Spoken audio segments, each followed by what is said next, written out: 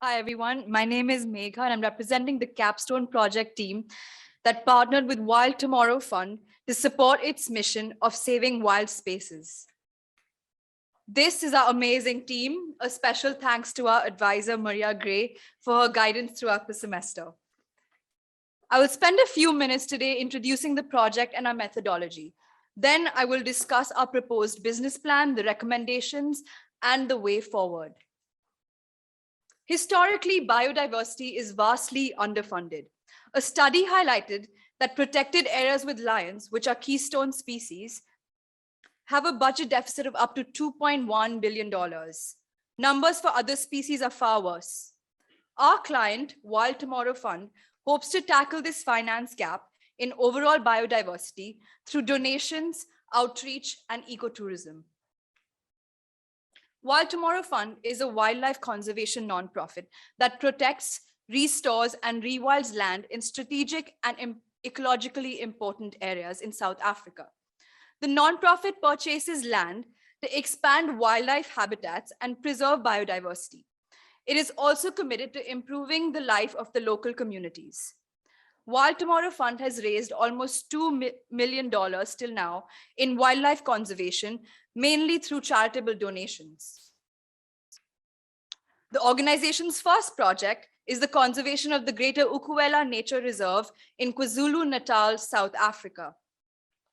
As you can see, this region in the darker green acts as a corridor connecting two neighboring wildlife habitats, thereby allowing animals to move freely between the two regions.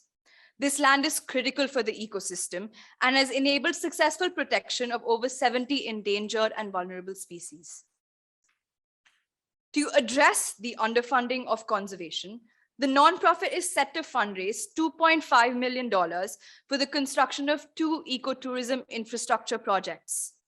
50%, which is 1.25 million, would go directly to the capital construction, and 50% would be directed as a matched conservation. Our Capstone team has developed a business plan and financial model that will help Wild Tomorrow Fund be economically self-sustaining within 5 to 10 years with the 2 projects. The first project is a luxury villa, the Donor House, whose target market is the luxury safari tourism valued at almost $400 billion. As you can see by the average nightly rate of the competitors, this is specifically for a high budget traveler. Wild Tomorrow Fund seeks to capture high-value donors, the philanthropists at heart, those who want to go beyond a safari and be an active part of conservation efforts. For instance, engage in activities like rhino dehorning to prevent poaching. The goal of this house is to expand the organization's network of high net worth individuals and increase mainstream communication of biodiversity loss. The second project is a volunteer camp for volunteers, researchers, scientists, and other groups who want to participate in conservation efforts and get close to the wildlife they want to protect. A volunteer camp provides access for lower budget travelers. Ecotourism typically ranges from 1 week to a few months, depending on the purpose of the visit. A typical camp in South Africa would host 10 to 12 people at a time. Wild Tomorrow Fund already hosts its volunteers in a nearby camp, similar to the one shown in this photo. The goal of building a volunteer camp is to move its hospitality services in-house and thereby make more funds available for conservation. We started our project by conducting desktop research for luxury safari and ecotourism. We collated our findings and analyzed various revenue options. Then we shifted to drafting and designing our market report, developing the financial models, and providing business recommendations. We conducted interviews with 20 market experts in various fields, including conservation, ecotourism, branding, and real estate. We also reflected on our own experiences of travel and volunteerism to add our own unique personalized recommendations. We did face some challenges as we made our way through the project. Some of the problems included defining ecotourism within the scope of the client's operations, accessing South Africa-specific local data, and calculating financial assumptions.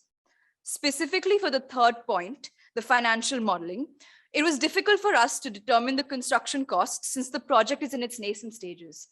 We worked with the architects to establish some of the costs, but only to realize that there was a lot of ambiguity in the plans. To solve this, we established our own assumptions through benchmarking studies and modeled our Excels to factor for future edits with the help of toggles. This helped us to ensure that we could deliver strong recommendations to the client despite gaps in data. Our financial model incorporated a variety of cost assumptions as shown in the graph here. The architects proposed a budget of around $2.5 million just for the construction of the donor house. This put the client way over budget. See the light green section, since 50% of the funds raised are intended to go to conservation. To address this, we suggested a phased approach for the donor house, which is the dark green section, where the client scales down construction and starts with 70% of the indoor space, 50% of the outdoor space, and 30% of the parking area, enough to make the villa operational. The proposed budget acts as our base case for the financial model. We consider the diverse costs needed to run an ecotourism business. The majority of operating expenses are on salaries and guests' food, which amounts to about 60%. Considering this, we established the funding requirement. $1.9 million for the capital construction of the donor house. $1.9 million for a match donation for conservation. With contingencies included, we calculated a sum total of $3.9 million instead of the originally anticipated 2.5. This graph illustrates Wild Tomorrow Fund's net profit based on different occupancy scenarios for the donor house. Here, net profit means surplus of funds that goes into conservation. The yellow line represents the conservation expenses that the profits need to cover in 1 year. As you can see, in the first case, which is the 15% scenario, our net profit is not sufficient to cover these expenses. So we believe that Wild Tomorrow Fund should aim for the 20% occupancy rate, which is approximately 10 weeks in a year with 8 guests at the rate of $700 per night per person. With this business model, the donor house will be able to generate profits within 2 to 4 years of its operations. The construction of the donor house, as you can see, is a high-risk endeavor given the high capital investment and operation cost in a saturated market. As such, we recommend postponing the construction of the donor house for 2 to 4 years. Wild Tomorrow Fund can use this time to work with planners to prioritize operations and implement cost cutting, such as reduction of staffs. The volunteer trips are a familiar business and are already profitable for the organization. The volunteer camp can help reduce current expenses and move away from outsourced accommodations, generating more funds to finance conservation and operating expenses. Hence, the client should prioritize the volunteer camp and begin construction immediately.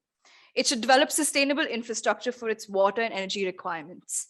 It should also partner with nonprofits and other strategic stakeholders to ensure that it can build itself a strong customer base. This is our proposed timeline for the implementation of the 2 projects.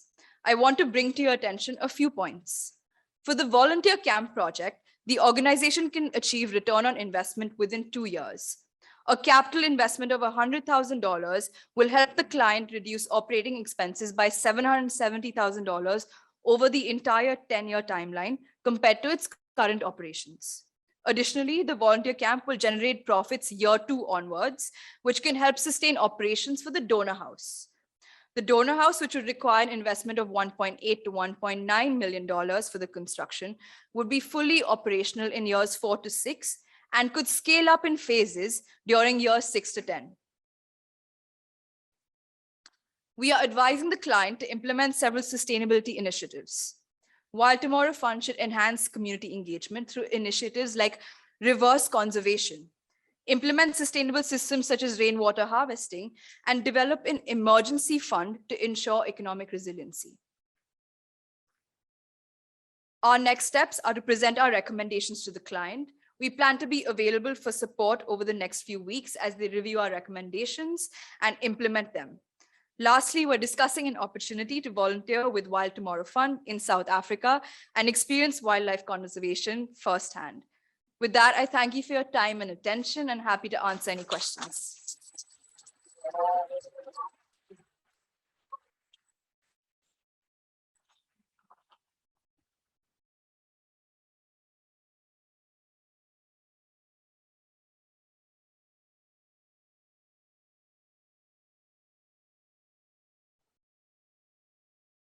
Here's an appendix in case we can dig deeper into any of this.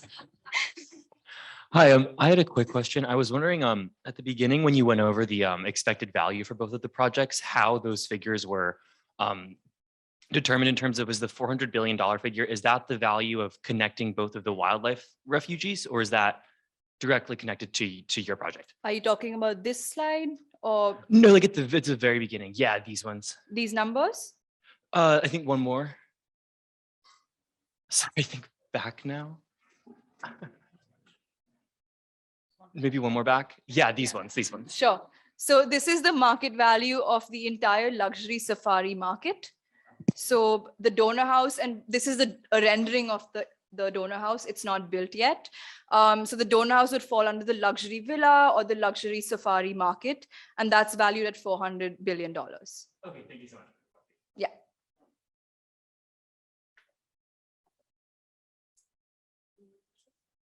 I have a question, if you don't mind. Yeah. So speaking of the donor house, I'm curious kind of what the contractors or developers thought about this kind of tiered approach. I kind of presume that construction oftentimes is an all or nothing pursuit. So like this idea of building 30% of the parking or 40% of the donor house. Like, is that feasible? Yeah, so that's a really good question. If we wanted to stick to the client's initial budget, which was 2.5 million and 50% of that was 1.25, that would be the low budget. But when we consulted the architects, that they said that was a no-go. So we worked with them to see where we could deprioritize and what elements we could kind of simplify a bit. So an example would be to reduce the quality of some of the materials. So considering all those costs, we were able to come up with this proposed budget, which is still a little over the client budget, but that's the lowest the architects and the planners could actually go. Thank you. Thank you, everyone.